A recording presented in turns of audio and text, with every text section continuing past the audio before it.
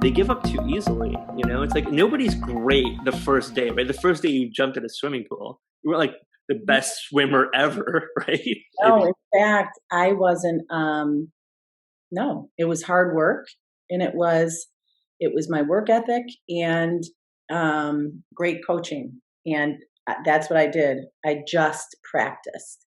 And in practicing anything, you can become a master. That's what I say to my kids all the time. And that's what I say to other people. Michael Jordan didn't fall out of bed and he was the best basketball player that ever walked the earth. Neither did, any elite athlete, any high performing person has to practice. So that's what we have to practice. And if you want those goals, if you want to achieve, you cannot give up. You can't. You're not going to get it if you give up. So exactly, it goes back to what you said about establishing your why and then using the tools to have your goals up, to have your vision up, to have it right at the forefront of your brain, of your mind, in your mind's eye, so you know exactly why you're doing what you're doing, why you're in the grind, why you're moving forward, and why you're creating these healthy habits, right? Mm-hmm. Yeah, absolutely.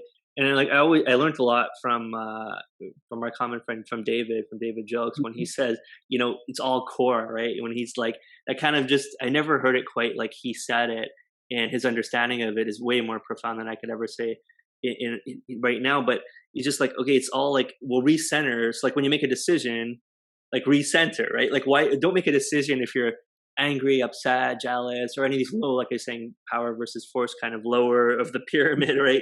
Vibrational things. Then like you can't make a decision from there because it's not going to be a great decision. If it's a decision out of fear and not love, right? It's not going to be a great decision. If it's out of guilt or shame, it's not going to be a great decision. And I think that kind of mentality, and actually ever since speaking with David, I kind of, it really helped me to think of that. It's like, okay, where am I? Am I balanced? Mm-hmm. When I'm making these decisions, when I'm thinking this process, like, and then why even bother going through the thought process if it's from like a wrong space, right? So like, knowing you're being in tune with your ethics, your core values, your things like that, and then taking that and saying, this is what I know to be true and most important for me, and then passing those, whatever it might be, decisions or contemplation through that. And I think that's a big part of why so many people fail or have difficulties, is that they're making decisions from here, there, and everywhere, completely imbalanced. I love that. And David Jokes is one of my life coaches. So I've been certified by 5 of them, and he is one of them. And I've worked very closely with him. And he completely had a hand in, I had a complete transformative experience when we worked together at certification 2 of his program, the I Am Project. And we trained in Mexico. And when we were there, David said to me, he said, well, what do you stand for? What are your core values? And I was like, I don't know, but I want to stand for something. It was like, who are you? What do you stand for? And I hadn't thought about that, but I knew I wanted to. I knew I wanted to stand for something. I had never dug deep enough to know what I stood for and who I am. And so through this work, that is my core. And it was, it was a journey to get there, but I have my 3 core values, which are courage, love, and hope, that equals my badass state. That's what I call it. And you're right. When I drop into that state, then I can make decisions that are real, they're beneficial, they're authentic, and they serve me and they serve other people. If I'm caught up in a past experience, or caught up in fear, or caught up in overwhelm and anxiety, and I'm in the scarcity mindset, I don't make the best decisions. So it's coming back, and it's training yourself to drop into state. It's training yourself. And guess what? I feel good. I feel good when I'm in that state. And so for me, That is huge. That's what I want. That's what I'm coaching people. Life is hard enough as it is. Life is not meant to be easy. It's beautiful, but it's not meant to be easy. So it's hard enough as it is. Let's feel good. Let's use the tools to feel good while we go through challenges, while we go through life. That's right. And that's super nice. I like the way you said that. It's they often hear the phrase, "It's simple, but it's not easy." Right? That's one that always sticks with me. Like it's quite simple, and a lot of this wisdom of the ages has been around, and so many wonderful people have written so many wonderful works on it. But it's one thing to read something, and it's another to incorporate it, and it's also where you are. And that's one thing I have still. I'd say a big challenge for myself is I just can't understand often when it's so obvious, let's say, what the right answer is for me, because I've done so much work and so much internal meditation and reading and listening to wonderful people like you and David and all these, and just learning and being like just listening and just stop talking and just listen, and then meditate on it and be like, okay, what did they say? Why did they say it? How is it working for them? And it's learning. And sometimes I just like I find it difficult. I say, well, it's so obvious to me. Like one of the things like self-love, like that's where it all starts, right? It starts with if like I'm like, well, why do you expect someone else to love you or to like you if you hate yourself? And if you say these things like I hate myself, there's a big problem. I think that's you should start with that, right? You know, like if you look in the mirror and you don't like what you see, if you wake up, and I think one of the key things is the way you feel when you wake up in the morning. If you wake Mhm. up in the morning and you're like, all right, what day is it today? It's going to be amazing. I'm going to do this. I'm excited. And I don't leave my bed until I'm super excited about the day. So I say my gratitude, like, thank you, and all those, kind of gratitude mentality to put myself in a higher vibration.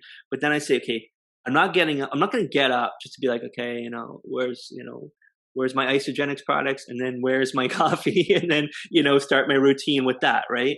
So start with the Ionic Supreme, like we all should, but yeah, okay, I'm just going to push isogenics for no reason. And, and, so I go with that and I say, well, I don't want it to be like, okay, I'm going to go to my fridge and that's the first thing I'm going to do. I want it to be like, I'm excited about today. And why am I excited? And it's going to be amazing. Why is it going to be amazing? Right.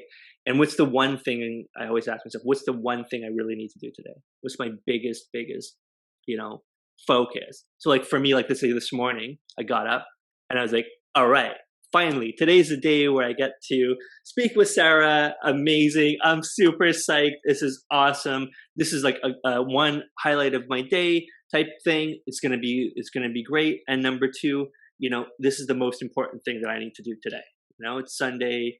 What's the one thing that I need to do? And what can I be excited about? So let me come into the day, like not like, let's see what happens, feel it out. More like, okay, this is going to be awesome. But Like, you conditioned yourself to think that way, to put those habits in place. So then your day opens up and it is amazing because you did the work, right? If you just, like, you had to tell yourself to think that way, oh yeah, for right? sure. Yeah. Yes. And I have, if I can interrupt quickly, I have a story about self love. During the past 5.5 years, my faith has exploded. That's one of the things that I coach with too. That's one of the tools I use because I had thought that I would have a lot of help. I thought that I would have all of the support that wasn't there. I learned that in this transformative process, I had to turn inward, and there was just so I dove really deep into my faith, into guided meditations, because the guided meditations, I listened to their words that replaced my thoughts over and over and over again. And my little meditations, my prayers. When I would find myself spiraling or caught in a negative pattern of thought, when I was thinking about everything that I had to do instead of how I get to choose to do this, I would pause, stop, pray, do my meditations and come back centered, right? So one day it was I don't know, a Tuesday night, and I'm thinking I got to shovel, I got to make the dinner, I got to clean up, I got to do lunches for tomorrow, I have to do homework, and it was piling on and stacking on and stacking on. And my son was 8, and he looked at me and he said, "Mama, do you think maybe you want to go say one of your little prayers?" Like, and come back like out of the mouths of babes, right? And I just was like, took the breath. Yeah, yes, Rye. That's exactly what I have to do. And I went upstairs to do my prayers. And those put me into a meditative state. Okay. So as I'm reading my passages and I feel I'm calming down, I'm breathing, I'm letting go, but I could feel it right here. I could feel the chaos that I knew if I walked out that door, it was going to put me right back. I was missing a step. It was going to put me right back in that negative internal dialogue. And I heard a voice say, "Sarah, get up and look in the mirror."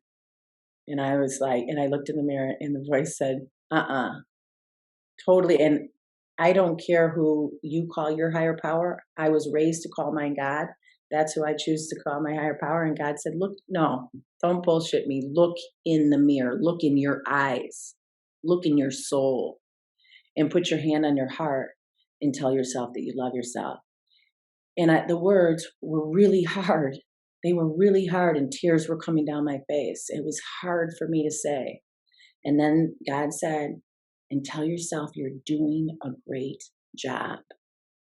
Right? I had all these things that I had to get accomplished. And that was hard for me to say. "I'm doing a great job." And the voice said, "Again, again, again." And I kept saying, "I love you, Sarah. I'm doing a great job." And all of a sudden, after the 20th time, it was like,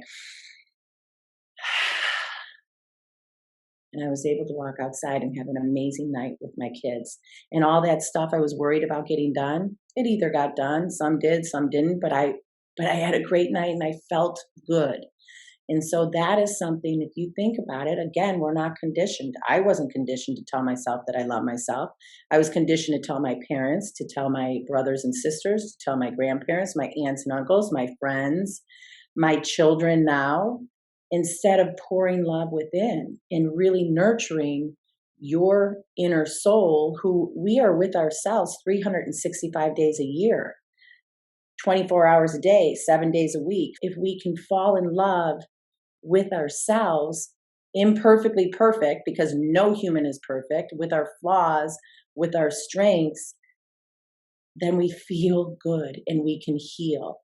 And that's one of the things that is my message to other people, and part of my coaching is to get you to really nurture your inner soul so that you fall in love with yourself again, which means you fall in love with your life again.